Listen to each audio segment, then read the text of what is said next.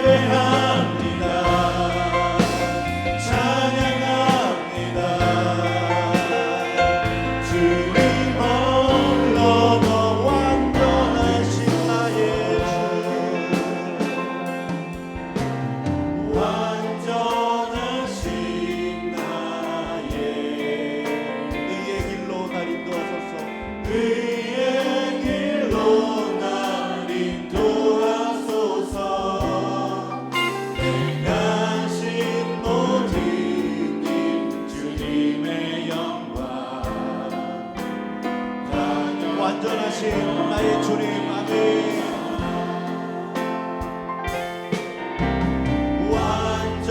완전하신 나의 주 의의 길로 날 인도하소서. 행하신 모든 일 주님의 영광 다 경배합니다.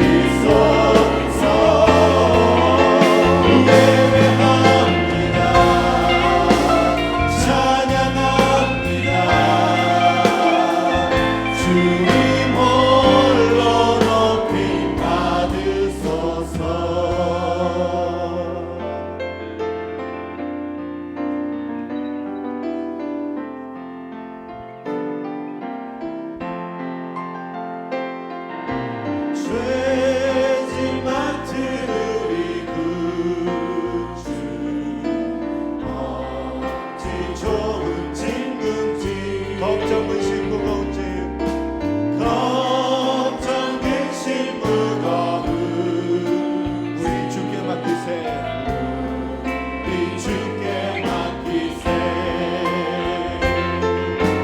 주께 고함 없는 고로 복을 받지 못하네 사람들이 어찌하여 나의 주를 모를까 시험 걱정 모든 배 없는 사람 누군가 없는 사람 누군가 부질없이 낙심 말고 부질없이 낙심 마 기도 드려 아래 새기 또 드려 하네 이런 진실하신 친구 이런 진실하신 친 찾아볼 수 있을까 찾아볼 수 있을까 우리 약한 마시오니 우리 약한 마시오 어찌하냐니까 어찌하니 근심 걱정 무거운지 근심 걱정 무거운 아니 진짜 누군가 아니 진짜 누군가 비난처럼 우리 예수 비난처럼 우리의 주께 기도드리세 주께 기도드리 세상 친구 멸시하고 세상 친구 멸시하 너를 조롱하고 너를 조롱하여도 예수 품에 안기어서 우리 성경만 다시 합니다. 근심 걱정 무거운 짐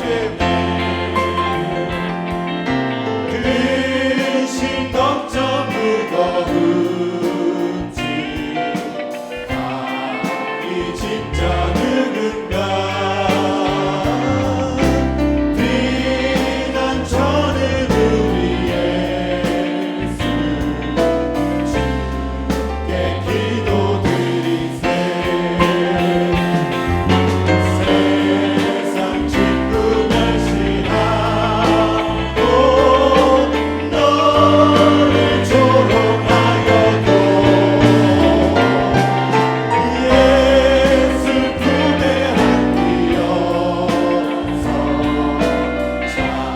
세상 친구 멸시하고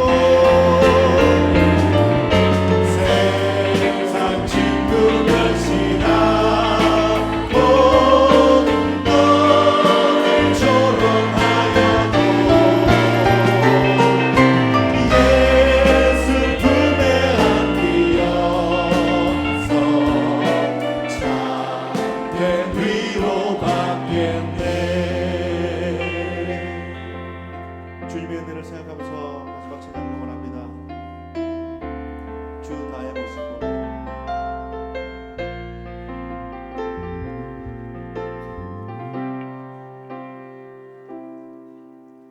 주 나의 모습 보네 상한 나의 맘 보시네 상한 나의 맘 보시네 주 나의 눈물 안에 주 나의 눈물 안에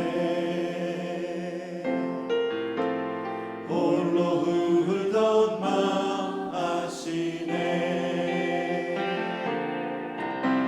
주 사랑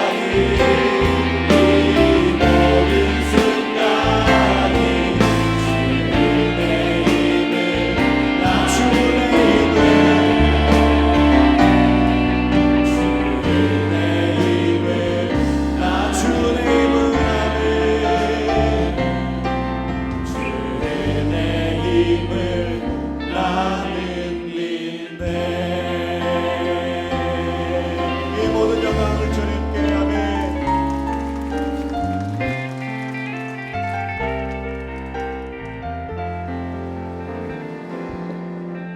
앞뒤 좌우로 인사하겠습니다. 사랑하며 축복합니다. 사랑하며 축복합니다. 사랑하며 축복합니다.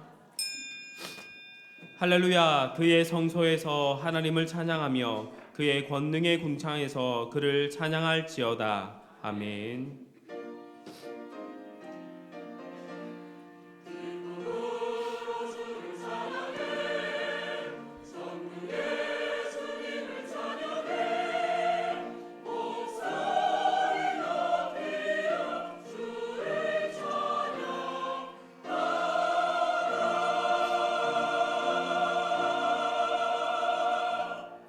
전능하사 천지를 만드신 하나님 아버지를 내가 믿사오며 그 외아들 우리 주 예수 그리스도를 믿사오니 이는 성령으로 잉태하사 동정녀 마리아에게 나시고 본디오 빌라도에게 고난을 받으사 십자가에 못 박혀 죽으시고 장사한 지 사흘 만에 죽은 자 가운데서 다시 살아나시며 하늘에 오르사 전능하신 하나님 우편에 앉아 계시다가 저리로서 산자와 죽은 자를 심판하러 오시리라. 성령을 믿사오며 거룩한 공예와 성도가 서로 교통하는 것과 죄를 사하여 주시는 것과 몸이 다시 사는 것과 영원히 사는 것을 믿사옵나이다. 아멘. 한 주간의 삶을 돌아보며 참회의 기도를 드리겠습니다.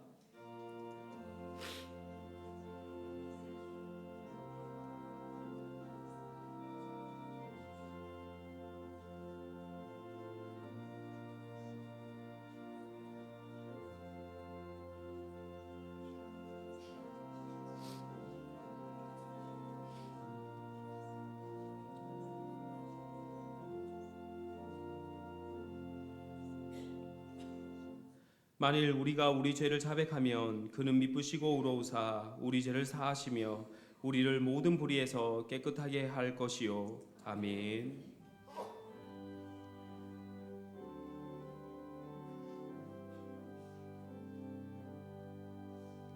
모든 영광을 하나님께, 모든 영광을 하나님께, 온 만과 뜻 다해 주 사모합니다. 모든 영광을 하나님께.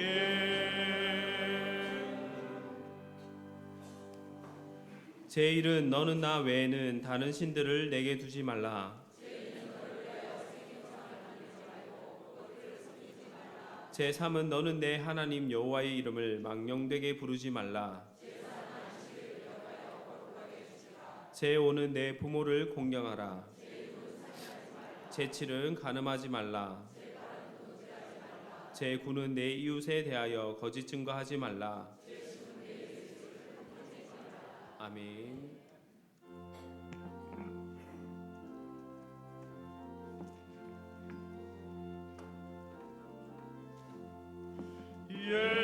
예수님은 누구신가?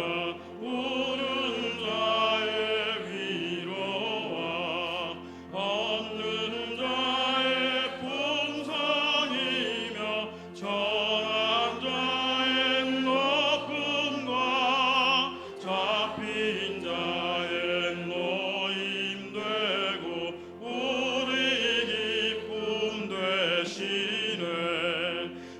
예수님은 누구신가?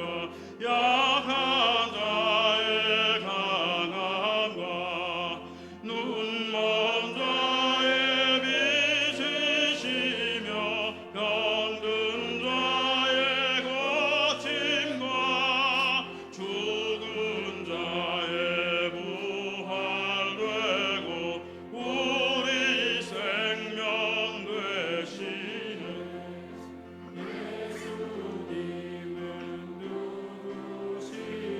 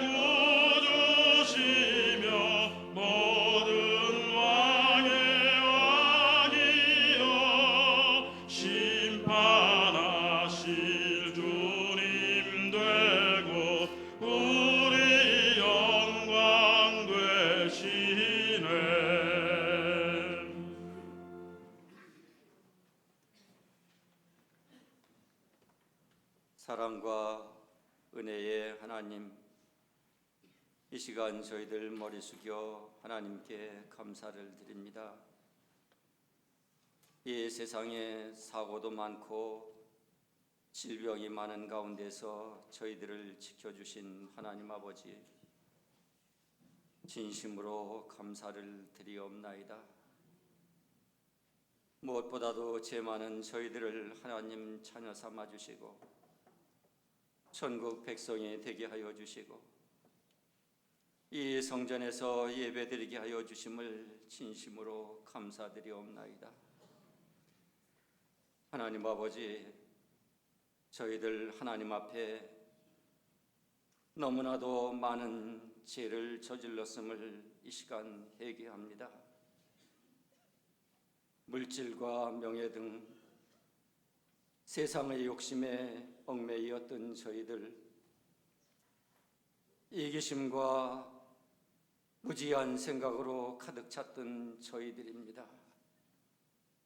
하나님 아버지, 용서하여 주시옵소서. 말씀에 복종하지 못하고 하나님의 자녀답게 살지 못하였습니다.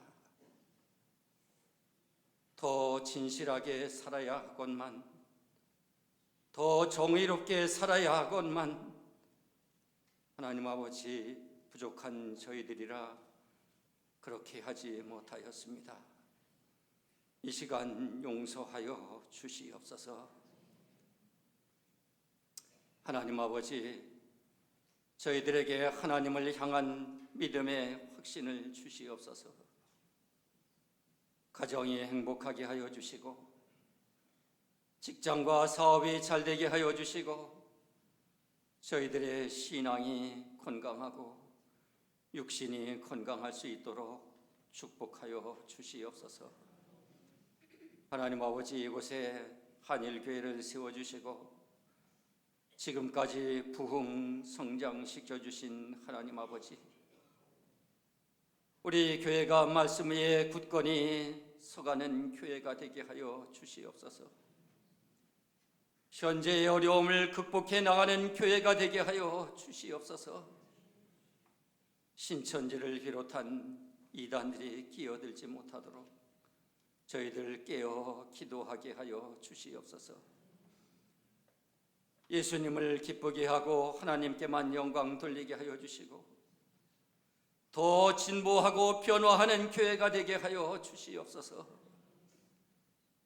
새로운 목표를 주시옵소서. 새로운 비전을 주시옵소서. 새로운 열정을 가지고 살아있는 동안 하나님의 일하게 하여 주시옵소서.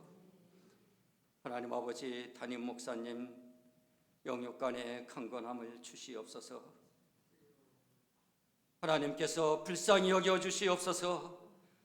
하나님의 도우심으로 고난을 잘 극복하게 하여 주시고 남은 여생 하나님께 기도하면서 사실 수 있도록 하나님 도와주시옵소서.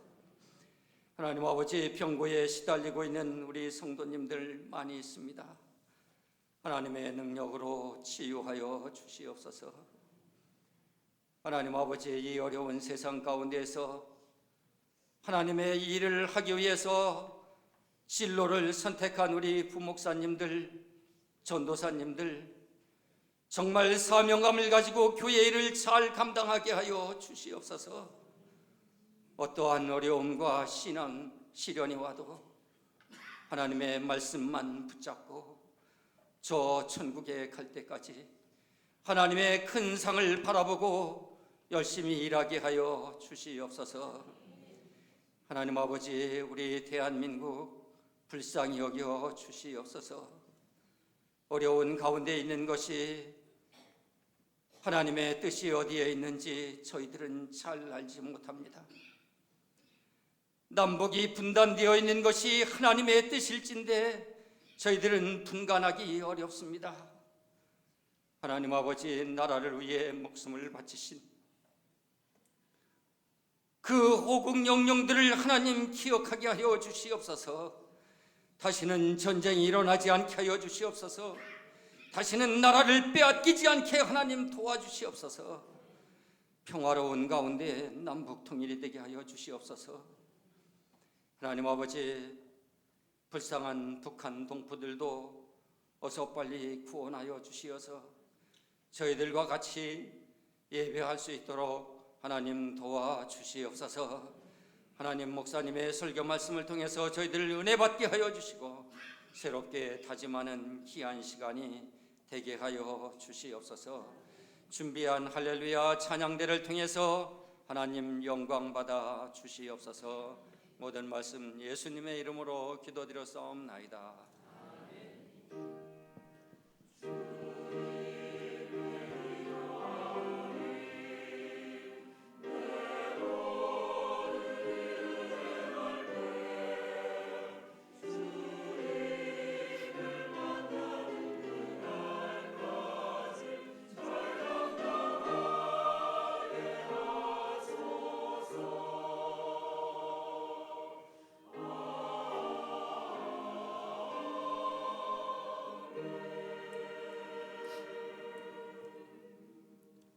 모두 자리에서 일어나시겠습니다. 오늘 우리에게 주신 하나님의 말씀은 레위기 3장 1절에서 5절 그리고 7장 15절에서 18절 말씀입니다. 제가 봉독해 드리겠습니다. 사람이 만일 화목제의 제물을 예물로 드리되 서로 드리려면 수컷이나 암컷이나 흠없는 것으로 여호와 앞에 드릴지니 그 예물의 머리에 안수하고 회막문에서 잡을 것이요 아론의 자손 제사장들은 그 피를 제단 사방에 뿌릴 것이며 그는 또 그 화목제의 제물 중에서 여호와께 화제를 드릴지니 곧 내장에 덮인 기름과 내장에 붙은 모든 기름과 두 콩팥과 그 위에 기름 곧 허리 쪽에 있는 것과 간에 덮인 꺼풀을 콩팥과 함께 떼어낼 것이요 아론의 자손은 그것을 제단 위에 불 위에 있는 나무 위에 번제물 위에서 살을지니 이는 화제라 여호와께 향기로운 냄새니라. 7장 15절에서 18절 말씀을 봉독하겠습니다. 감사함으로 드리는 화목 제물에 고기는 드리는 그 날에 먹을 것이요 조금이라도 이튿날 아침까지 두지 말 것이니라. 그러나 그의 예물의 제물이 서원이나 자원하는 것이면 그 제물을 드린 날에 먹을 것이요 그 남은 것은 이틀날에도 먹되 그 제물의 고기가 셋째 날까지 남았으면 불사를 지니 만일 그 화목 제물의 고기를 셋째 날에 조금이라도 먹으면 그 제사는 기쁘게 받아들여지지 않을 것이라. 드린 자에게도 예물답게 되지 못하고 도리어 가증한 것이 될 것이며 그것을 먹는 자는 그 죄를 짊어지리라. 아멘.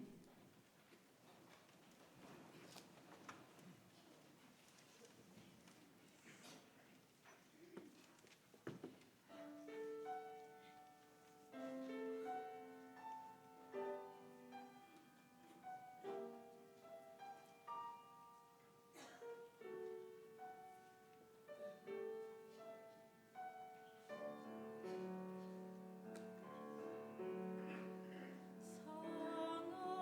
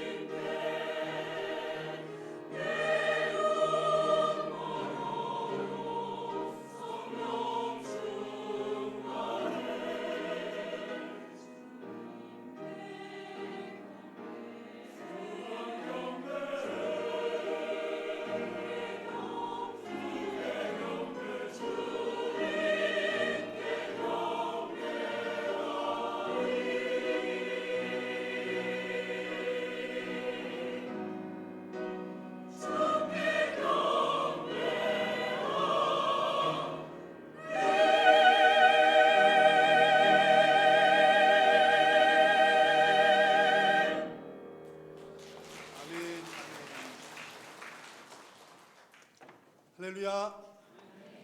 한 주간도 믿음으로 승리하셨습니까? 지난 한 주간 우리 하나님과 동행하시면서 하나님께서 인도하심을 따라 지금까지 잘 살아오시고 또 이 시간 하나님께 예배하게 된 줄로 믿습니다. 옆에 계신 분들과 함께 인사 나누겠습니다. 사랑하고 존경합니다. 사랑하고 존경합니다.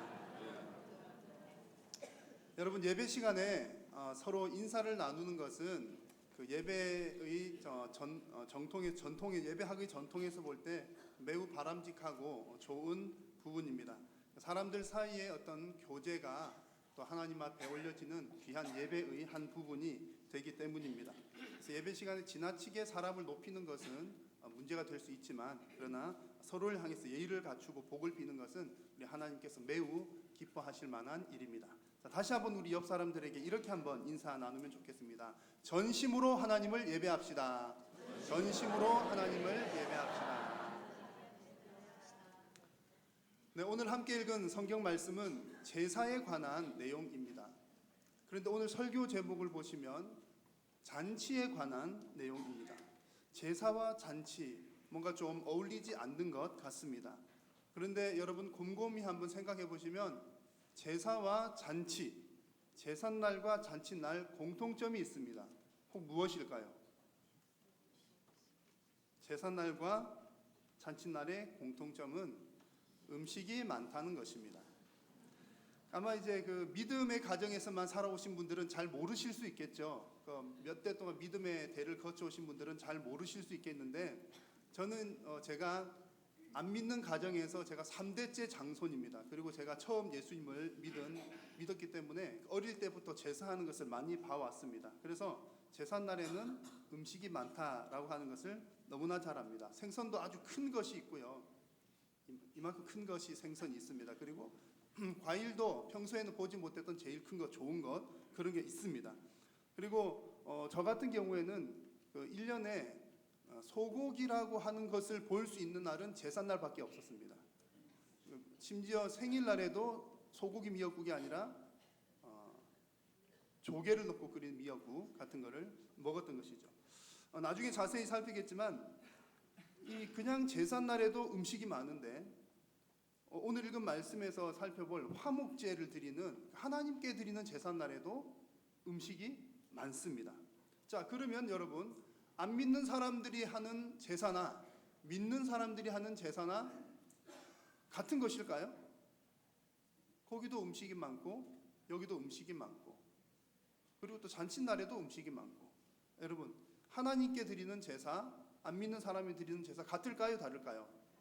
완전히 다릅니다. 원래 그 유교식의 그 제사라고 하는 것은 효 사상인 것을 여러분 잘 알고 계실 겁니다. 공자는 원래가 무신론자입니다. 공자 스스로도 말하기를 죽음 이후의 세계에 대해서 나는 모른다. 이 땅의 일도 다 알지 못하는데 그 죽음 이후의 세상을 어떻게 알겠느냐라고 하는 이야기들을 했고요. 그래서 공자가 제사를 제례로 발전을 시킨 것은 조상 신을 섬기기 위함이 아니라 본래는 조상을 그러니까 효도, 조상을 공경하는 마음을 갖도록 하기 위함이었습니다. 그래서 그 공자가 바랬던 그 제사를 통해서 기대했던 바는 뭐냐면 그 나라가 다 도덕적인 나라가 되는 것. 그래서 도덕적인 나라를 건설하고 도덕으로 나라를 다스리고 싶었기 때문에 이런 제사 제례를 발전을 시켰던 것입니다. 자, 그런데 이런 그 유교의 제사가 우리나라에 들어오면서 유교적인 제사 플러스 우리나라에 원래 있던 게 뭘까요? 샤머니즘, 복을 비는 사상이 결합이 되게 됐습니다. 그래서 우리나라 제사는 조상 공경 플러스 조상에게 복을 비는 것이 우리나라의 제사의 형태가 되었죠. 자, 여러분 한 가지 질문을 드려보겠습니다. 여러분들은 아마 제사를 안 하시기 때문에 잘 모르시겠지만, 제사를 하는 사람들은 제사를 할 때 부모를 공경하는 마음이 더 클까요? 복 받고 싶은 마음이 더 클까요? 잘 모르시겠죠. 제가 보아온 바로는 제사를 지내지만 부모 공경을 위해서 하는 것보다 복 받으려고 하는 것이 더 많다는 것을 저는 어릴 때부터 많이 느껴왔습니다. 그래서 안 믿는 사람들은 복 받으려고 제사를 지내는 것입니다. 자, 그런데 죽은 조상이 죽으면서 내가 죽고 나면 너희들에게 복 주겠다 약속을 했을까요? 그런 것은 아닙니다. 그래서 안 믿는 사람들의 제사는 내 입장에서 볼 때 내가 복을 받으려고 하는 건데, 더 깊은 이 마음 속에 들여다보면 어떤 생각이 있냐면 복을 받는 것도 받는 것이지만 화를 안 당하려고 하는 그런 마음이 있습니다. 그러니까 조상이 복 주기를 바라는 것과 화를 안 당하려고 하는 그런 마음이 섞여 있는데요. 안 믿는 사람들은 사람이 돌아가시고 나면 사무제라든지 49제 그런 것들을 합니다. 간혹 보면 기독교적인 장례를 치른 후에도 사무제 한다, 49제 한다는, 우리 교회는 그런 일이 없지만 뭔지를 모르고 하시는 분들이 계실지도 모릅니다. 근데 이것은 제사의 한 방식입니다. 그런 것을 하는 이유는 죽은 영혼이 여기 떠돌지 않고 좋은 곳으로 보내려고 그런 제사를 하는 겁니다. 그래서 이것이 또 짬뽕이 돼가지고 우리나라 제사는 불교, 유교, 샤머니즘 다 짬뽕입니다. 그래서 원래 유교식은 조상신은 없는데 우리나라에 와서 조상신이 생기게 된 거고요. 또 원래 불교식은 죽은 영혼이 떠돌면서 뭘 하는 게 아닌데 이제 우리나라식으로 와가지고는 죽은 영혼이 혹시 우리가 해코지를 할까봐, 좋은데 못 가면 해코지를 할까봐 좋은데 보내려고 49제, 사무제 그런 것들, 죽은 영혼을 달래기 위해서 그런 일들을 하는 겁니다. 그래서 안 믿는 사람들이 하는 제사는 복을 받으려고 하는 것, 내 중심에서, 그리고 해코지 안 당하려고 하는 것, 그런 측면이 많다는 얘기죠. 자, 그런 반면에 성경에 나오는 구약 시대에 있었던 제사는 어떨까요? 성경에 나오는 제사를 보시면 복을 주시려고입니다. 성경에 나오는 제사는 하나님께서 먼저 만드셨습니다. 하나님께서 제사를 만드시고 사람들에게 너희들 이렇게 하라라고 알려주시면서 하나님께서 그 제사를 통해서 사람들과 더 가까이 하시고 사람들에게 복을 주시려고, 협박하시려고가 아니고 복을 주시려고 하나님께서 이 제사를 만드셨습니다. 그래서 여러분, 오늘 함께 살펴볼 제사는 성경에 나오는 많은 제사들 가운데 화목제인데요. 이 화목제라고 하는 것은 샬롬의 제사입니다. 샬롬이란 말 잘 아시죠? 평강, 평안이라고 하는 말입니다.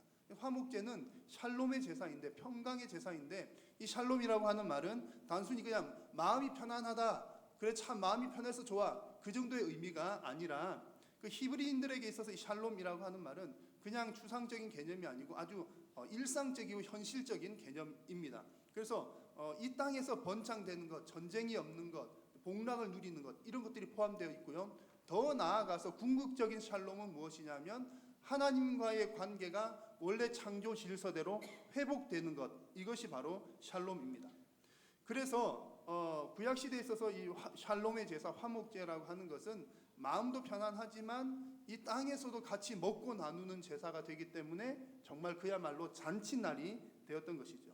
자, 그러면 여러분, 안 믿는 사람들의 제사와 믿는 사람들의 제사가 차이점이 있다는 것 아시겠죠? 안 믿는 사람들의 제사는 그 출발점 자체가 우리 인간이 중심이고 두려움에서부터 시작합니다.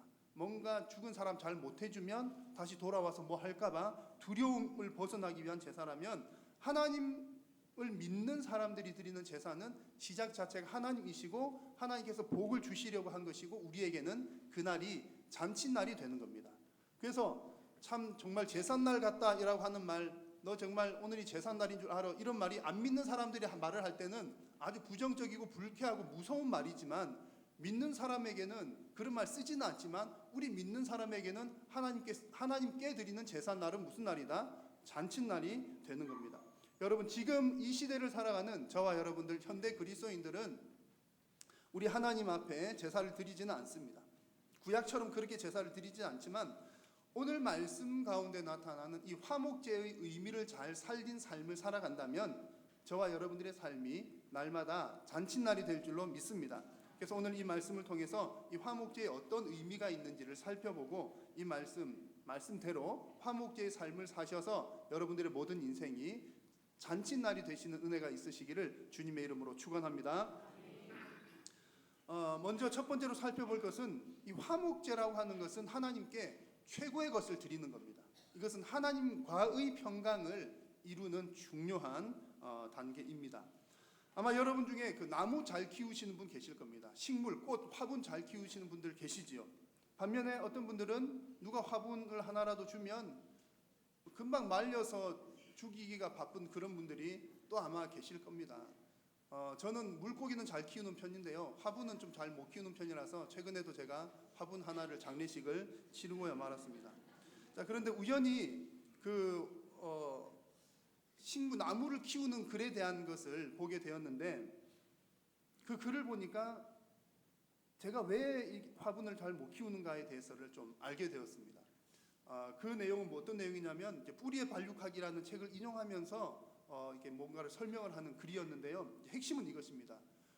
뿌리를 잘 자라게 하면 나무가 잘 자란다. 뿌리가 잘 되어 있으면 열매가 풍성하게 잘 된다. 그런 이야기였습니다. 그래서 우리가 나무를 관리한다는 것은 잎을 관리하는 게 아니고, 물론 가지치기도 하고 뭣도 하지만 더 중요한 근본적인 것은 뿌리를 잘 관리하는 게 중요하다고 합니다. 여기 책에 나온 말이 그렇습니다. 그래서 뿌리가 잘 자랄 수 있도록, 뿌리가 쾌적한 환경 가운데서 잘 내릴 수 있도록 환경을 잘 만들어주는 것이 나무가 잘 자라고 열매를 잘 맺게 하는 그런 비결이다. 이제 그런 내용을 보았습니다. 여러분, 우리 그리스도인들의 인생에 있어서 가장 중요한 뿌리가 뭘까요? 신앙인들에게 있어서 뿌리를 찾는다면 그것은 바로 하나님과의 관계가 어떠하느냐, 하나님과의 수직적인 관계가 우리 신앙 인생에 있어서 뿌리와 같은 것인 줄로 믿습니다. 그래서 우리가 하나님과 화목하는 것이 우리 신앙생활에 있어서 뿌리가 되는 것이고요, 하나님과의 관계가 원만하게 되면 뿌리가 건강하게 잘 자라는 것이요, 하나님과의 관계가 원만하지 못하면 어디선가 썩어가거나 말라가거나 해서 점점점 우리의 신앙의 나무, 신앙의 열매는 시들시들하게 된다는 이야기입니다. 여러분, 하나님과 먼저 화목하게 될 때, 그 관계가 잘 뿌리내리게 될 때 남은 나머지 모든 우리의 인생의 다른 관계들도 은혜롭게 잘 풀리게 될 줄로 믿습니다. 그래서 오늘 우리가 함께 나눈 이 화목제라고 하는 제사는 하나님과의 관계를 원만하게 하는 그 제사에 관한 내용입니다.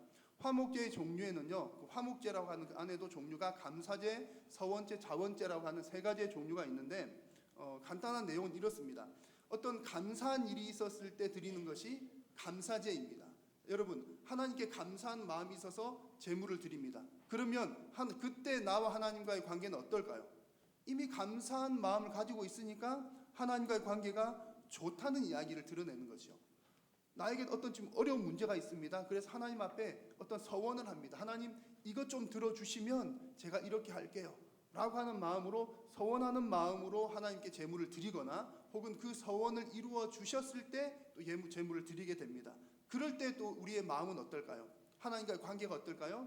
하나님과의 좀 관계가 더 좋아지기를 바라는 마음, 하나님 아니면 안 됩니다라고 하는 그런 마음이기 때문에 하나님과 더 좋은 관계를 맺는 계기가 되는 것이죠. 그리고 자원제라고 하는 것은 뭐 특별한 이유가 없는데, 별 이유 없어요, 그냥 하나님께 드립니다 라고 하는 것이 자원제인데, 자원제를 드릴 때도 마찬가지입니다. 어떤 마음으로 드릴까요? 하나님과 더 가까워지기 위해서, 하나님과 더 가까워지기를 바라는 마음으로 자원제를 드리는 겁니다. 다른 이유 있는 게 아니라, 조건이 있는 것이 아니라, 그냥 저 하나님이 좋아요, 하나님과 더 가까워지고 싶어요, 그런 마음으로 드리는 것이 자원제인 것이죠. 그래서 이 화목제라고 하는 것은 하나님과의 관계를 더욱더 가까이 하는 중요한 제사라는 이야기입니다. 자, 그러면 여러분, 이 화목제를 드릴 때 하나님께 어떤 것을 드릴까요? 가장 좋은 것을 드릴까요? 보통 대충 드릴까요? 아마 여러분들이 하나님께 감사한 일이 있다든가 뭔가를 자원하여서 드릴 때는 아마 가장 좋은 것을 드리실 겁니다. 하나님 말씀에도, 성경에서도 말하기를 이 화목제를 드릴 때는 가장 좋은 것을 드리라고 말씀을 합니다. 오늘 읽은 말씀 가운데 보면 이 가장 좋은 것에 대한 표현이 두 가지가 나오는데요, 좋은 것은 어떤 것이냐면, 첫 번째는 흠이 없는 것이 가장 좋은 겁니다. 그래서 하나님은 흠 없는 것을 드리라 말씀을 합니다. 레위기 3장 1절 말씀을 같이 한번 읽겠습니다. 사람이 만일 화목제의 제물을 예물로 드리되 소로 드리려면 수컷이나 암컷이나 흠 없는 것으로 여호와 앞에 드릴지니. 아멘. 수컷도 괜찮고 암컷도 괜찮은데 단 조건은 뭐라고요? 흠이 없는 것을 드리라. 흠이 없다는 것은 완전한 것을 드리라는 말입니다. 제물에 어떤 흠이 있는 것을 드리게 되면 하나님이 그것을 기뻐 받으시기는커녕 진노할 수 있다, 그렇게 말씀을 합니다. 그래서 하나님께 드리는 이 화목 제물, 다른 제물도 마찬가지입니다만 흠 없는 것을 드리는 것이 기본입니다. 그래서 흠 없는 것을 가져오기 위해서는 어떻게 해야 되냐면, 드리기 전에 그 상태를 잘 확인을 해야 됩니다. 처음에는 내가 이 제물을 잘 준비해서 흠 없는 것을 가지고 출발을 했지만 하나님께 오는 그 과정 가운데 흠집이나 뭐가 생길 수도 있죠. 그래서 하나님 앞에 흠이 있는 것을 항상 확인을 해야 됩니다. 그러다가 흠 있는 것을 발견하게 되면 어떻게 해야 됩니까? 여러 개를 가져왔으면 그것을 뺀다든지 다른 것으로 바꾼다든지 새로 준비를 해야 되는 것이죠. 중요한 것은 하나님 앞에 흠이 있나 없나를 잘 살피는 것이 중요합니다. 그래서 여러분, 내가 하나님께 어떤 제물을 드린다라고 할 때 지금은 소나 양이나 드리지 않고 나 자신을 드립니다. 우리를 드리고 우리의 가장 좋은 것을 드리는데, 하나님 앞에 흠 없는 것을 드린다라고 하는 이 표현은 오늘 우리에게 적용을 해본다면, 내가 하나님 앞에 나아갈 때마다 늘 하나님 앞에 흠이 있나 없나를 잘 살펴야 된다, 그런 얘기입니다. 여러분, 하나님 앞에 나오실 때마다 여러분을 잘 살피십니까? 어떻게 살피십니까? 여러분, 우리가 하나님 앞에 우리 자신을 살피는 것은 기록된 하나님의 말씀을 통해서 살핍니다. 하나님의 말씀을 알아야 내가 이런 부분에서 잘못되었군요 라고 하나님 앞에서 우리의 흠을 발견할 수가 있는 것이죠. 흠을 발견하게 되면 어떻게 해야 됩니까? 회개하고 용서를 구합니다. 그러면 하나님 용서해 주실까요? 안 해주실까요? 당연히 해주십니다. 그러면 우리는 흠이 있게 되었나요? 없게 되었나요? 없게 되는 것이죠. 그래서 오늘도 여러분, 아까 예배 드리는 순서 가운데 회개와 자복하는 시간이 있었고 죄 용서를 선포하는 시간이 있었습니다. 그 예배의 순서 하나하나가 매우 중요한 의미를 담고 있는 것이죠. 그래서 여러분, 우리는 흠이 생기기가 쉽습니다. 오늘도 흠 생기고, 오늘 예배 때 은혜 충만하게 받고 돌아가지만 나가다가 또 한판하고 흠 생기고 뭔 잘못하게 되고 흠이 자주 생겨요. 그럴 때마다 우리는 말씀에 비추어서 하나님 앞에 용서를 구하고 회개하면 하나님이 흠 없게 해 주시는 겁니다. 그래서 여러분, 하나님이 기뻐 받으시는 가장 좋은 흠 없는 제물은 내 자신 스스로가 완벽한 것이 아니라, 흠이 없는 제물은 말씀에 비추어서 회개하는 우리의 심령인 줄로 믿으시기를 바랍니다. 그래서 항상 하나님의 말씀에 여러분 스스로를 비추어 보시는 신앙생활 다 되시기를 주님의 이름으로 축원합니다. 오늘 말씀 가운데 가장 좋은 것 드리라고 할 때 가장 좋은 것의 두 번째 나오는 표현은 뭐냐면 기름과 콩팥에 관한 겁니다. 또 뭘 드리라고 쭉 나올 때 보면 무슨 기름을 드리라, 어디 덮인 기름을 드리라, 또 간 껍질을 둘러싸고 있는 껍질을 드리라, 그것도 기름 종류거든요. 그리고 콩팥을 드리라. 하나님께서는 기름을 좋아하시나 봅니다. 그러실까요? 그것은 아니겠죠. 자, 여기서 그 성경에 기름이라고 번역된 것은 이 히브리 말을 다른 것으로 번역하면 가장 좋은 것이라고도 번역이 가능하다고 합니다. The best라고도 번역이 가능합니다. 그래서 고대 근동 지방에는 이 기름 부위를 아주 중요한 것, 최고의 것으로 여겼다고 합니다. 그래서 기름을 드린다는 것은 하나님께 제일 좋은 것을 드린다, 그런 의미를 담고 있습니다. 또 두 콩팥을 드리라고 했는데 히브리인들의 생각에는 이런 생각이 있었습니다. 사람의 생각이나 감정은 우리 몸속에 있는 기관에 볼 때 내장이라든지 간이나 콩팥에 우리의 생각과 감정이 있다라고 그렇게 생각을 했습니다. 그래서 오늘 본문 말씀에서 이 두 콩팥을 드리라, 이 말은 예배자로서 하나님 앞에 나아갈 때 우리의 생각과 마음을 다 담아서 드리라, 그런 이야기가 되는 것이죠. 그래서 이것을 더 나아가서 생각해 본다면 우리의 콩팥을 드리라, 우리의 기름을 드리라, 이 말은 우리의 가장 귀중한 것을 드리라, 그리고 더 나아가서는 나의 모든 것을 통째로 하나님께 드리라, 그런 의미가 되는 것입니다. 사랑하는 여러분, 하나님께서 기뻐 받으시는 화목 제물은 우리의 전심을 담은 예배인 줄로 믿습니다. 우리의 삶을 통째로 드리는 것을 하나님께서는 기뻐 받으시는 줄로 믿습니다. 자, 그런데 우리가 한 어느 정도 드리면 하나님과의 관계가 완전하게 화목하게 될까요? 우리의 가장 좋은 것을 한 몇 번 혹은 얼마나, 아니면 어떤 값어치만큼을 드려야 하나님과 나와의 근본적인 관계가 완전하게 회복될 수 있을까요? 여러분, 가능할까요? 안 가능할까요? 절대로 내가 드리는 것으로는 하나님과의 근본적인 관계가 해결될 수가 없습니다. 왜냐하면 우리는 완전한 제물이 될 수가 없기 때문이죠. 그러나 참 감사한 것은 이 땅 가운데 유일한 완전한 제물이 있으셨으니 바로 그분은 우리 구주 예수 그리스도이십니다. 그래서 예수님께서 우리를 대신해서 완전한 화목 제물이 되어 주셨기 때문에 우리는 예수님으로 인해서 하나님과 완전하게 화목할 수가 있게 되었습니다. 로마서 5장 1절 말씀을 함께 읽습니다. 그러므로 우리가 믿음으로 의롭다 하심을 받았으니 우리 주 예수 그리스도로 말미암아 하나님과 화평을 누리자. 아멘. 하나님과 무엇을 누리자? 화평을 누리자. 누구로 말미암아? 예수 그리스도로 말미암아. 여러분, 우리가 하나님과 화평할 수 있는 근본적인 가능성은 오직 예수 그리스도의 한 분에게만 있는 줄로 믿습니다. 그래서 우리가 하나님과 화평하게 된 것은 전적으로 예수님의 은혜입니다. 여러분, 그 예수님에게 날마다 감사하시기를 주님의 이름으로 부탁드립니다. 그럼에도 불구하고 우리는 어떻게 해야 될까요? 우리는 날마다 우리의 가장 좋은 것도 드려야 합니다. 아이고, 예수님께서 드리셨으니까 예수님 땡큐, 그리고 우리는 아무것도 안 해도 된다, 그런 의미는 아니겠죠.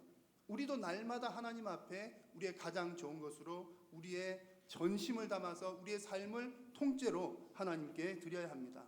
왜 그렇게 해야 되느냐 하면, 우리가 우리의 자신을, 우리의 가장 좋은 것을 하나님께 드린다는 것은 하나님과 화목하기를 바랍니다라고 하는 우리의 신앙 고백이 그 속에 들어있기 때문에 그렇습니다. 하나님, 제가 하나님과 평화를 누리고 싶습니다 라고 하는 우리의 신앙 고백을 담아서 드리는 겁니다. 우리의 어떤 희생이나 우리의 어떤 드리는 것이 어떤 효력을 발휘한다기보다, 나도 예수님께서 모든 것을 드리셨던 것처럼 나도 하나님께 나 자신을 드림으로 하나님, 예수님처럼 되기를 원합니다 라고 하는 신앙 고백이 우리 가운데 있는 것입니다. 그래서 날마다 하나님 앞에 여러분의 삶의 가장 좋은 것을 드리는 여러분들 다 되시기를 축복합니다. 자, 이렇게 해서 우리가 하나님과의 관계를 예수님으로 인해서 또 우리의 또 날마다의 신앙 고백적인 그런 드림을 통해서 하나님과의 관계가 잘 이어지고 있다면 우리의 신앙은 뿌리를 잘 내리고 있는 상태인 겁니다. 여러분, 뿌리만 잘 내려지면 열매 맺는 것은 시간 문제인 줄로 믿습니다. 난 신앙생활을 오래 했는데 마음에 평안도 없고 뭐 되는 것도 잘 안 되고 그래요. 여러분, 그 열매에 너무 좀 급하게 열매를 기다리기보다 내가 그 뿌리를 얼마나 잘 내리고 있는가. 여러분, 뿌리만 잘 내려지면 열매 맺는 것은 시간 문제인 줄로 믿으시고 인내하시면서 승리하시기를 바랍니다. 그래서 하나님과 화목한 여러분들의 인생은, 하나님과 화목해서 이미 뿌리를 잘 내리고 있는 여러분들의 인생은 이미 잔칫날인 줄로 믿습니다. 자, 두 번째로 살펴볼 내용은요, 이 화목제라고 하는 것은 죄의 문제가 해결되는 그런 제사입니다. 그래서 하나님의 평화가 우리에게 임하는 제사가 바로 화목제입니다. 여러분, 사람에게 있어서 사람이 평강을 얻기 위해서 가장 중요한 문제를 생각한다면 바로 죄의 문제를 해결하는 것입니다. 왜냐하면 이 샬롬이라고 하는 것이, 평강한다라고 하는 것이 이제 궁극적인 의미는 하나님께서 원래 창조하셨던 모습대로 다 회복되어진 상태를 말합니다. 원래 하나님께서 창조하셨을 때는 죄가 있었을까요? 없었을까요? 죄가 없었지요. 죄가 들어옴을 통해서 모든 것이 다 틀어졌습니다. 우리가 살아가는 것, 괴로운 것, 우리가 죄지어가지고 땅도 저주를 받고 자연도 저주를 받고 다 이렇게 어렵고 힘들어진 것이 다 죄 때문입니다. 그래서 죄의 문제를 해결하는 것이 우리가 평강을 누리는 것의 중요한 핵심입니다. 그래서 이 죄의 문제를 해결해야 되겠는데, 죄의 문제를 해결하기 위해서 선행되어야 될 중요한 조건이 한 가지가 있습니다. 그것은 무엇이냐면 죄가 죄인 것을 아는 것입니다. 죄를 해결을 해야 되겠는데, 내가 죄를 짓습니다. 죄의 문제를 해결을 해야 되겠습니다. 그런데 내가 죄를 짓고 있는다는 것을 모르게 되면 해결할 수 있을까요? 없을까요? 모르면 가능성 자체가, 출발 자체가 안 되는 겁니다. 죄를 짓고도 죄인 줄 인식하지 못하면 문제 해결이 어렵습니다. 최근 올해 초부터 해서 계속 좀 여러 가지 사건들이 있죠. 그런데 특별히 시민들의 어떤 분노를 샀다고 할까요? 그런 사건들이 여러 건 있었습니다. 그 가운데 강남역 화장실에서 있었던 김모 씨 사건, 안산에서 있었던 끔찍한 일을 저지른 조모 씨 사건, 이런 일들은 보는 이로 하여금 저런 인간이 다 있을까, 그런 생각을 갖게 한 범죄들이었습니다. 그런데 이런 사건들이 더 심각한 이유가 있습니다. 누구라도 죄를 지을 수 있죠. 그 사람들만 죄를 짓는 게 아니라 TV에 안 나왔지만 우리도 죄 짓잖아요. 똑같은 죄인인데 그 사람들의 죄가 더 심각한 이유는 뭐냐면 죄를 짓고도 죄책감을 못 느낀다라고 하는 것이 심각한 문제입니다. 그래서 강남역 화장실 사건을 했던 김모 씨도 인터뷰를 할 때 보니까 뭐 그럴 수도 있죠, 이런 식으로 이 얘기를 인터뷰를 하는 걸 봤습니다. 그리고 조모 씨라는 분도 끔찍한 범죄를 저지르고서도 그냥 아무 일 없었다는 듯이 SNS에 자기 사진 올리고 글 올리고 평상시랑 똑같이 뭐 웃고 떠들고 놀고 하는 그런 생활들을 했다고 합니다. 여러분, 이런 사람들을 두고 어떻게 표현하는지 아시죠? 사이코패스라고 하지 않고 뭐라고 그럽니까?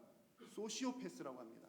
우리가 흔히 사이코패스는 잘 알잖아요. 사이코패스는 그냥 미친 누구다 이렇게 표현할 수가 있는데, 사이코패스는 그냥 충동적이면서 자기 감정을 조절하지 못하고 그대로 확 드러냅니다. 죄를 짓는 게 눈으로 확 보여지죠.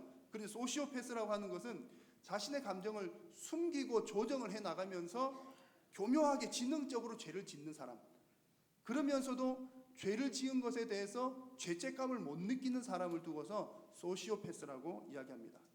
근데 더 무서운 건 뭐냐면요, 소시오패스가 우리 사회에 많을까요, 적을까요? 통계에 의하면 한 4%가 소시오패스 혹은 그런 기질을 가지고 있는 사람들이라고 합니다. 4%면요 100명 중에 4명, 25명 중에 1명. 여기는 한 분도 안 계시겠지만 우리가 지금 그렇다면 그렇죠, 이 정도 숫자면 수십 명의 사람들이 우리 주변에 있을 수가 있다는 이야기입니다. 전문가들에 의하면 이 소시오패스의 기질을 가진 사람을 좀 이렇게 알아내는 방법이랄까요? 만약에 여러분의 직장에서 직장 상사가 이런 사람이라면 소시오패스일 가능성이 있다, 그런 글을 봤습니다. 여러분 한번 여러분 직장 상사를 떠올리시면서 한번 생각해 보십시오. 그런지 아닌지. 이 소시오패스 사람들은요 아주 신사적입니다. 겉으로 볼 때는 잘 웃어요. 신사적이고 온화하고 잘 웃습니다. 웃는데 그 사람들과 관계를 하면서 보면, 지나고 보면, 결과를 보면 내가 지금 그냥 손해를 보는 게 아니라 내가 괴롭힘을 당하고 있는 겁니다. 저 사람이 진짜 나를 괴롭히는 것 같지 않은데 지나고 보니까, 결과를 보니까 내가 지금 괴롭힘을 당하고 있는 거예요. 여러분 혹시 주변에 그런 분들이 있으시면 의심해 볼 필요가 있다고 그 전문가들이 써놓은 글을 봤습니다. 그래서 이 소시오패스라고 하는 사람들은 매우 지능적이고 감정을 숨기기 때문에, 그러면서 죄를 짓고 괴롭게 하고 사람들을 괴롭히면서 자기는 죄책감을 못 느끼기 때문에 겉으로 잘 드러나지 않는 경우들이 많다라고 이야기를 합니다. 그런데 오늘 제가 이 이야기를 드리는 것은 그 소시오패스 사람들 나빠라고 그들을 폄하하기 위해서가 아니라 우리를 한번 돌아보자고 말씀을 드리는 겁니다. 여러분, 나 자신을 한번 돌아보자는 얘기입니다. 믿는 우리들 마음 속에도 혹시 그들과 같은 마음은 없는가? 죄의 문제를 해결하기 위해서는 조나단 에드워드도 이야기했듯이 죄가 매우 심각하다라고 하는 그 죄의 깊은 심각성을 깨닫는 것이 필요합니다. 그런데 하나님을 믿는 우리들이 하나님을 믿지만 죄에 대해서 심각하게 받아들이지 못한다면 우리나 소시오패스 그 사람들이나 크게 다를 바가 없겠다는 얘기입니다. 여러분, 죄를 짓고도 죄를 알지 못하는 사람들은 가장 안타까운 사람들입니다. 왜냐하면 회개할 기회를 얻지 못하기 때문인 것이죠. 그리고 우리 그리스도인들이 점점점 죄에 대해서 무뎌지고 있다면, 죄에 대한 감각이 무뎌지고 있다면 하나님을 향한 우리의 은혜도 점점 떨어지고 있다, 그렇게 보시면 확신합니다. 그래서 여러분, 죄의 문제를 해결하기 위해서 전제되는 조건은 죄를 죄로 인식하는 것, 죄에 대해서 민감하게 반응하는 것인 줄로 믿으시기를 바랍니다. 그래서 오늘 말씀은 이 화목제는 이 죄의 문제를 해결하는 그런 또 제사 요소가 포함되어 있는데요. 이렇게 죄에 대해서 심각성을 깨닫게 된다면 죄를 씻어야죠. 씻는 것과 관련된 표현이 오늘 말씀 2절에 나타납니다. 한번 2절 말씀을 보시면 한번 같이 읽겠습니다. 그 예물의 머리에 안수하고 회목문에서 잡을 것이요 아론의 자손 제사장들은 그 피를 제단 사방에 뿌릴 것이며. 아멘. 피를 제단 사방에 뿌릴 것이며. 뿌린다라고 해도 해석이 되지만 이것이 붓는다라고도 번역이 가능하다고 합니다. 그래서 붓는다라고 번역을 하면 의미가 더 확 와닿는 느낌이 듭니다. 그래서 NRSV 성경에서도 붓는다라고 하는 의미를 사용한 단어로 번역을 했습니다. 그래서 그 피라고 하는 것은 생명을 상징하는데, 피가 이렇게 부어지는 것은 바로 그 생명을 부어서 용서를 받는다라고 하는 의미를 갖는 것이죠. 그래서 예수님께서도 십자가에서 피와 물을 다 쏟으심을 통해서 온 인류의 죄를 다 용서하셨습니다. 피를 쏟으신 것, 생명을 쏟으신 것, 생명을 쏟기까지 한 그 희생을 통해서 죄의 문제를 해결해 주셨다는 겁니다. 이런 의미에서 볼 때 우리는 예수님의 희생을 통해서 저와 여러분들은 하나님의 평화를 누리는 사람들이 된 줄로 믿습니다. 로마서 5장 11절에서도 이렇게 말씀합니다. 그뿐 아니라 이제 우리로 화목하게 하신 우리 주 예수 그리스도로 말미암아 하나님 안에서 또한 즐거워하느니라. 예수님께서 죄의 문제를 해결해 주셨기 때문에 우리는 무엇을 한다고요? 즐거워한다, 화목을 누린다, 평강을 누린다는 그런 이야기입니다. 그러면 여러분, 우리가 화목제의 삶을 산다라고 하는 그 표현은 죄의 문제를 해결받은 그 기쁨으로 살아간다라고 하는 그런 의미가 됩니다. 여러분, 죄의 문제가 해결되셨습니까? 예수님이 여러분들의 죄를 용서해 주셨습니까? 그러시다면 인생의 가장 큰 문제인 죄의 문제를 해결받았기 때문에 여러분들의 인생은 날마다 잔칫날인 줄로 믿으시기를 바랍니다.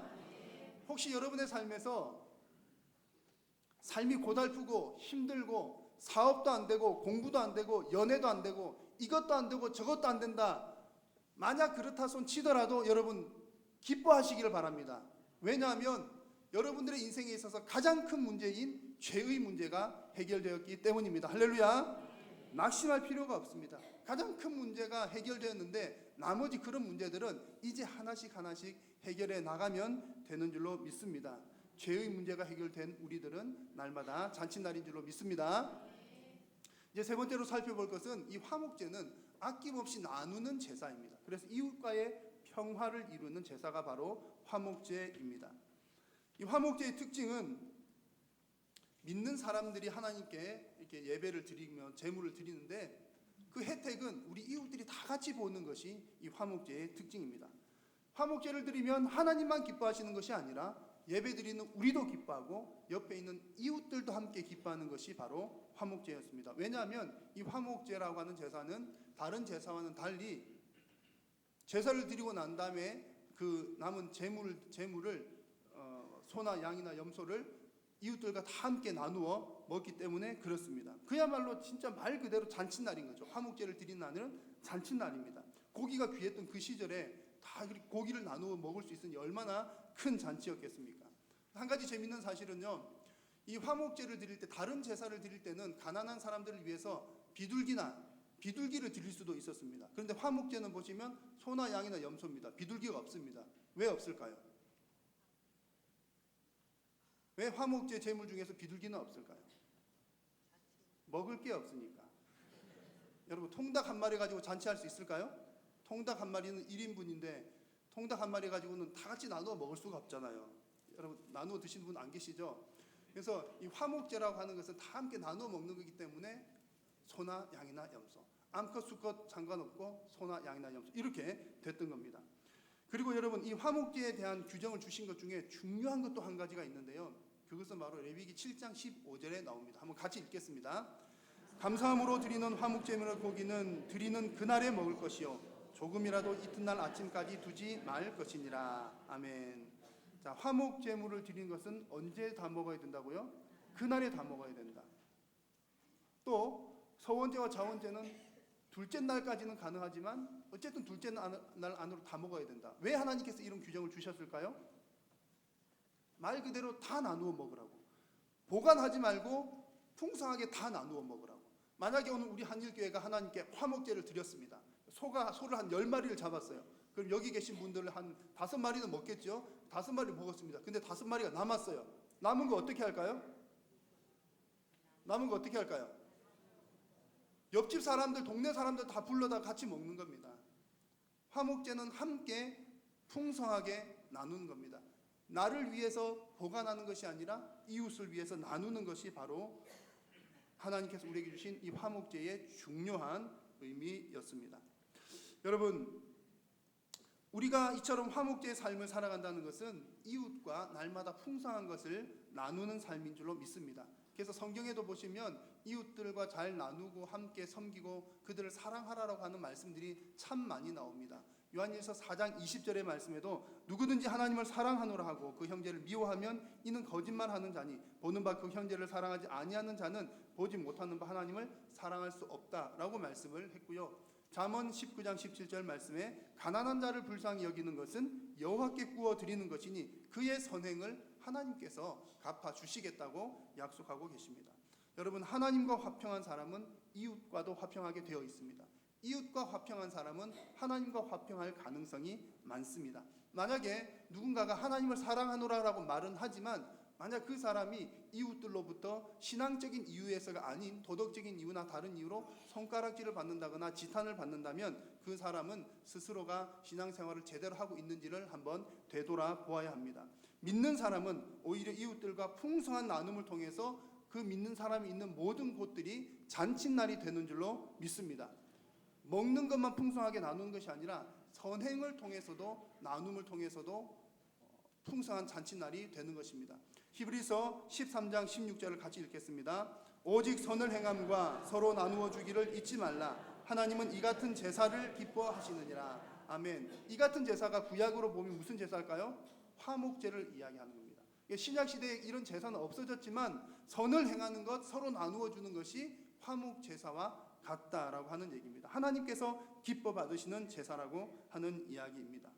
제가 아는 몇몇 그룹이 있습니다. 제 친구 그룹 중에서도 있고 아는 집사님들 그룹 가운데도 있는데 믿는 사람들끼리 모인 어떤 그룹이에요.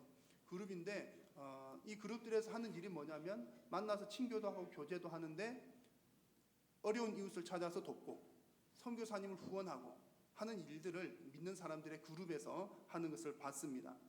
여러분, 이런 모임들은 오늘 말씀과 같이 하나님께 화목제를 드리는 모임이라고 말씀할 수가 있습니다. 이런 모임들은 모이는 모임마다 잔칫날일까요? 제사날일까요? 잔칫날이겠지요. 모일 때마다 이웃들과 함께 나누기 때문에 그야말로 잔칫날인 것입니다. 만약 여러분들이 어떤 개인적인 모임, 믿음의 사람들끼리 모임을 갖고 있다면 바로 이와 같이 화목제를 드리는 모임이 되시기를 주님의 이름으로 부탁드립니다.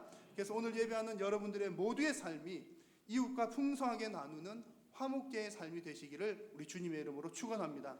여러분들이 있는 모든 곳이 날마다 잔칫날 되시기를 주님의 이름으로 축원합니다. 오늘 우리는 그 화목제의 삶에 대해서 함께 말씀을 나누었습니다. 하나님과 화목하는 것, 여러분, 우리가 하나님과 화목하게 되는 것은 우리에게 있어서 가장 큰 기쁨입니다. 그리고 그것은 든든하게 뿌리를 내리는 것과 같습니다. 그리고 죄의 문제를 받는 것은 여러분, 죄의 문제만 받았다 그러면 다른 것 좀 약해도 문제 없습니다. 왜냐하면 우리 인생에서 가장 큰 문제가 죄의 문제이기 때문에 그렇습니다. 여러분, 이웃들과 함께 나눌 수 있는 것도 큰 기쁨입니다. 하나님께서 여러분들에게 이웃과 나눌 수 있는 넓은 마음과 풍성한 물질 주시기를 주님의 이름으로 축복합니다. 그래서 이 모든 것이 다 잔칫날과 같은데 여러분들의 삶과 우리 한일교회 위에 이런 은혜가 더욱더 풍성하게 내리기를 소원합니다. 그래서 날마다 잔칫날 되시는 여러분들의 삶, 우리 한일교회 되기를 주님의 이름으로 축복합니다. 기도하겠습니다. 하나님, 고맙고 감사합니다. 연약하고 부족한 우리들에게 하나님 은혜를 베풀어 주시고 평강의 왕으로 찾아와 주시며 우리의 모든 죄의 문제들과 우리 인생의 문제들을 해결하여 주심을 감사합니다. 살아계신 주님, 우리가 주께로부터 받은 그 은혜를 기억하며 또 우리 이웃들과도 날마다 풍성한 것들로 나누는 화목제적인 삶을 살아가는 모든 성도님들 되게 도와주옵소서. 예수님의 이름으로 기도드립니다. 아멘. 교회 소식을 몇 가지 전해드리겠습니다. 오늘 오후 예배 시간에는 지금 러시아에서 선교하시는 김기복 선교사님 오셔서 말씀을 전해주시겠습니다. 이번 주 구역 예배는 금요일에 연합 구역 예배로 교회에서 모이겠습니다. 7, 8월로는 수련회 성경학교 기간입니다. 일정이 나가게 되고 또 주제가 계시가 될 때 보시면서 더 많이 기도해 주시고 또 기도로 협력해 주시면 감사하겠습니다. 안수 집사님들 주일 공예배 수전하는 순서에 관한 안내가 나가 있습니다. 그리고 우리 교회가 스마트 요람이 있는데 그 개인정보 유출에 관한 안내가 주보에 자세하게 나와 있습니다. 잘 보시고 참조해 주시면 되겠습니다. 오늘 식사는 김창신 이세미 성도님 가정에서 대접합니다. 함께 찬송하겠습니다.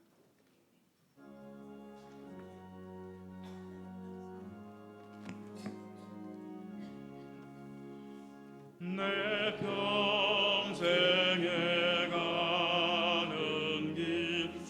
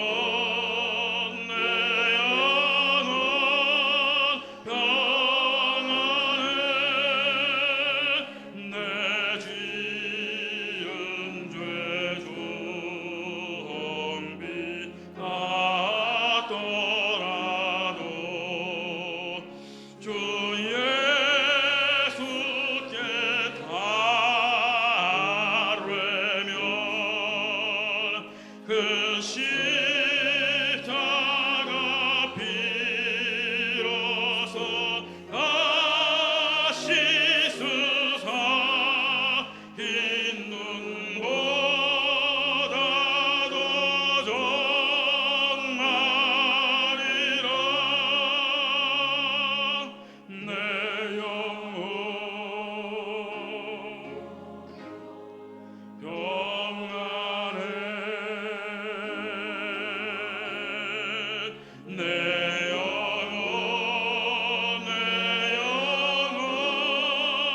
평안해 저 공중의 구름이 일어나며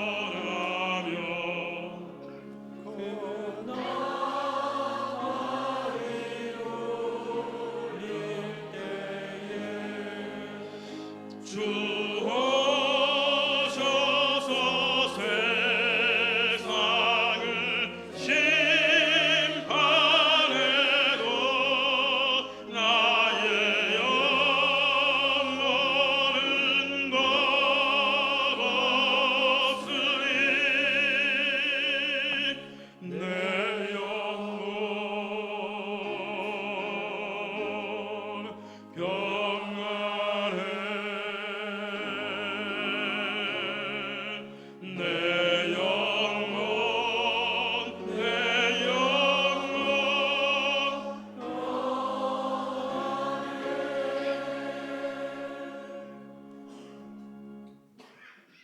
사랑이 많으시고 은혜가 충만하신 우리 하나님 아버지 은혜를 감사합니다. 오늘 거룩한 주일날 구원받고 은혜 받은 우리 성도들 나와 예배 자리를 지킬 수 있도록 은혜 주시오니 감사합니다. 하나님께 주신 소득의 11조를 봉헌합니다. 감사의 물, 선교, 장학, 구제의 물, 기타 여러 예물들을 드립니다. 하나님 사랑하고 교회를 사랑하고 봉헌에 올려오니 주님 기뻐 받아주시고 풍성하신 하나님의 것으로 넘치도록 풍족하게 채워 주시옵소서. 우리 주 예수 그리스도의 거신 은혜와 아버지 하나님의 무한하신 사랑하심과 성령님의 교통하심과 위로하심과 충만케 하심과 넘치도록 크게 축복해 주시는 역사가 예배하는 우리 온 성도들 머리 위에와 가정과 하시는 모든 일들 위해 영원 무궁토록 함께 있을지어다. 아멘.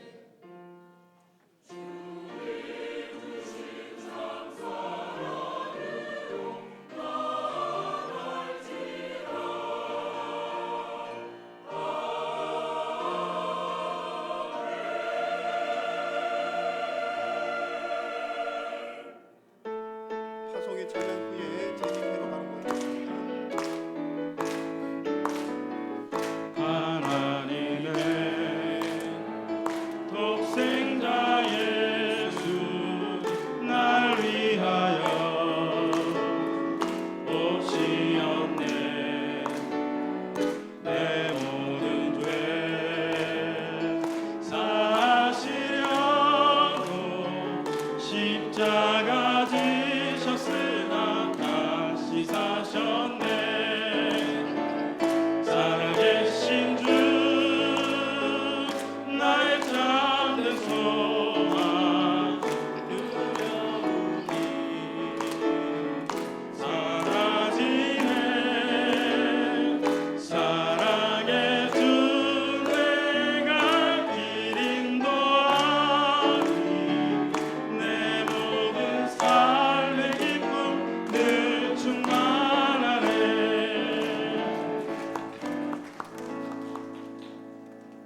예배를 마쳤습니다. 한 주간도 주 안에서 평안하시길 바랍니다. 이어서 바로 재직회 진행하겠습니다.